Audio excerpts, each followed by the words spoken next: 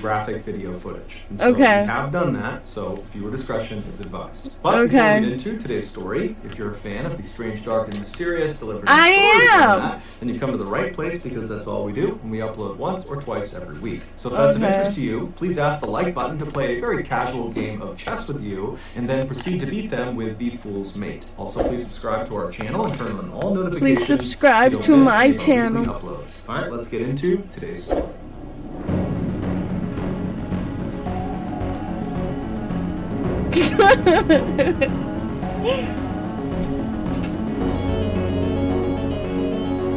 Magic. On January 27, 1908, a 34-year-old handcuffed man walked out from behind the curtain to a cheering crowd inside of a theater in That already looks creepy. All those people in there first ever look live performance, fucking creepy. But he did not seem nervous. Next to this man on stage was this comically oversized milk can that was filled to the brim with water. Once the audience had stopped clapping and had calmed down and taken their seats, this man on stage turned to face this milk can and then climbed up this small ladder and then lowered himself feet first into this can, and as he did, his body displaced water from the can, causing it to spill over onto the stage. And then once almost all of his lower half was submerged in water and the audience could only see his face, this man looked over at his assistants in the wings of this theater and kind of gestured to them that he was ready to start. And so the assistants come running out into the middle of the stage, and they immediately close the lid of this milk can over this guy, pushing his head down into the water. And so as the audience is gasping and collectively holding their breath, the assistants proceed to lock this lid with 6 different locks around the top, and then they wheeled over this cabinet that kind of collapsed around the can, so it was totally out of view of the audience. Now, for this audience, they had never seen anything like this before, and so immediately they all began murmuring and whispering to each other, wondering how this guy is going to survive what he's doing. But 2 minutes after that lid had been sealed, that 34-year-old man emerged from behind the cabinet with his hands open wide, so he wasn't handcuffed, totally unharmed. And then the cabinet was moved aside, and the audience could see the lid of this milk can was still locked. During his lifetime, that means something bad's about to figure happen. out how the great magician Harry Houdini had escaped that milk can. These dangerous stunts made Harry extremely famous, and it's why we still know him today, nearly 100 years after his death. But it wasn't just that he was able to successfully perform these stunts, it was his attitude while he performed these stunts that made him so notable. He really just came off as being totally fearless, that he was willing to do just about any stunt. But that wasn't actually true. There was one stunt that Harry was absolutely terrified of. Now, he would eventually work up the courage to attempt this particular stunt, but while he was doing it, he panicked and he had to be rescued by his assistants. And after that, he never tried it again. And for decades, nobody else tried it either. Because, I mean, if Harry Houdini can't perform this stunt, then certainly no one else can either. But in 1990, a daring 32-year-old man named Joe Burris decided he would be the person who would finally conquer this infamous stunt. Joe was a small-time children's magician in Fresno, California, but deep down, he had always believed that someday he would be the next Harry Houdini. In fact, he would actually tell his family that not only would he be the next Harry Houdini, but he would be even better than Harry Houdini. And so that year, he decided it was finally time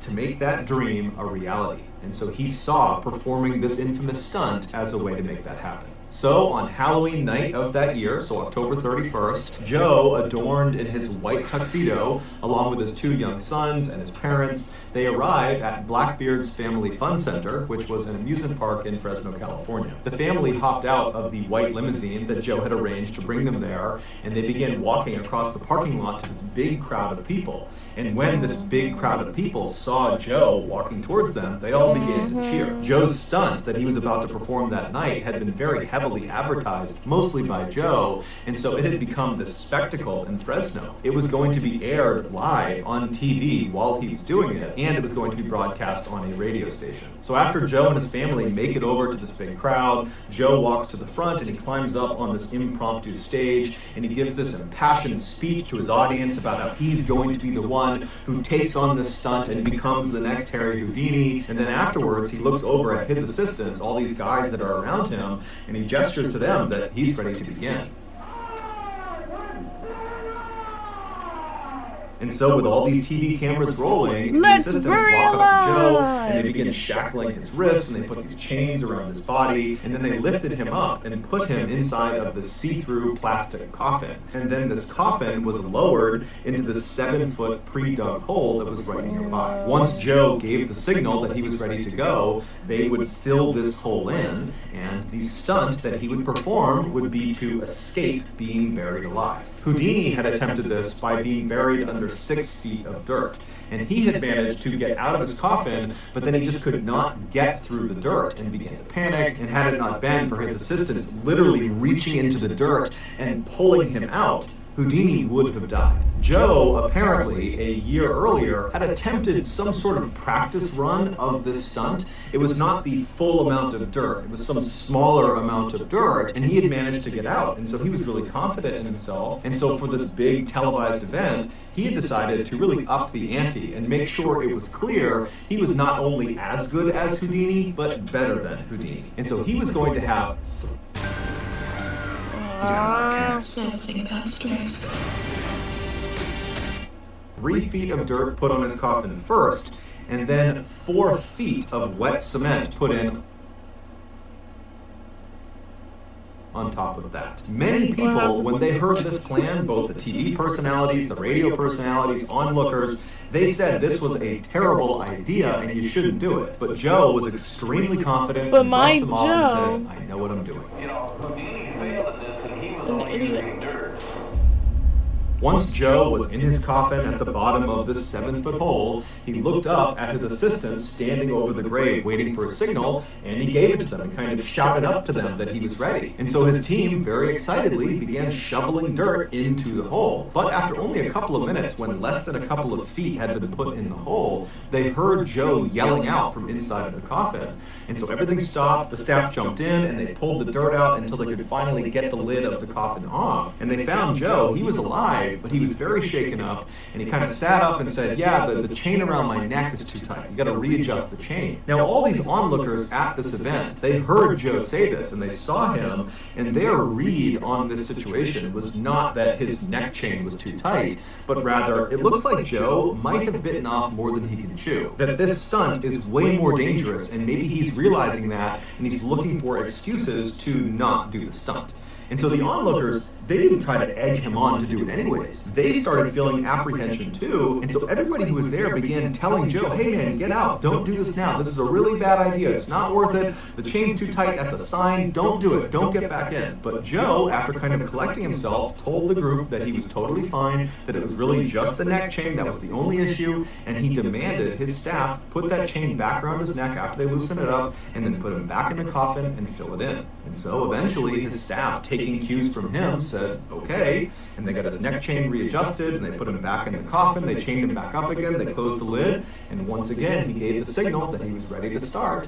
And so a very apprehensive crowd watched as the dirt went back in, and after 3 feet of dirt were in the hole, the cement truck came over and poured 4 feet of wet cement on top of Why the dirt. cement? And after this hole had been completely filled Why? in, the onlookers, which included Joe's 2 young sons and his parents, they kind of moved in and got right up against this grave and were looking straight down at the top, waiting for Joe to come out again. But as they're watching this hole and as they're filming this hole, all of the cement in the hole suddenly drops about a foot. What had happened was the nearly 15,000 pounds of dirt and wet cement sitting on top of this coffin had finally caused the lid to break, and in an instant, all of the dirt and cement poured into the coffin surrounding Joe completely. He was truly buried alive. Onlookers immediately jumped into action and did their best to try to dig Joe out, but it took them 30 minutes to finally reach him, and when they did, he was already dead. Joe had ironically died on the exact 64th anniversary of Houdini's death. After an investigation, it was determined